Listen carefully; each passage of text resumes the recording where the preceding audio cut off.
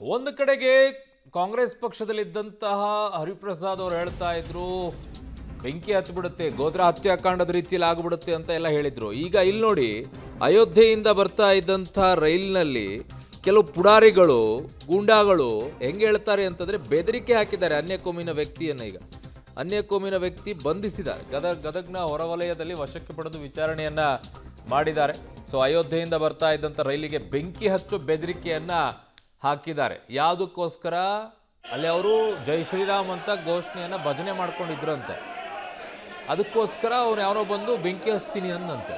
ಅವನಿಗೆ ಹಚ್ಚಬೇಕು ಮೊದಲು, ಅವಾಗ ಸರಿಯಾಗತ್ತೆ.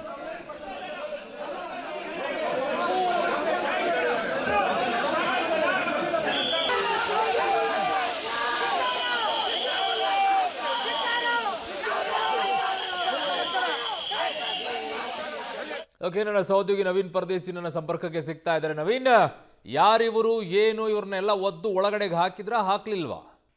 ಅವರು ನಿನ್ನೆ ನಡೆದಂತ ಘಟನೆಗೆ ಸಂಬಂಧಿಸಿದಂತೆ ಈಗ ಕೇವಲ ಒಬ್ಬ ವ್ಯಕ್ತಿಯನ್ನ ಮಾತ್ರ ಬಂಧನ ಮಾಡಿರುವಂತದ್ದು. ಇನ್ನು ಉಳಿದಂತಹ 4 ಜನರಿಗಾಗಿ ಪೊಲೀಸರು ಇನ್ನೂ ನಿರಂತರವಾಗಿ ಹುಡುಕಾಟವನ್ನು ನಡೆಸ್ತಾ ಇದ್ದಾರೆ.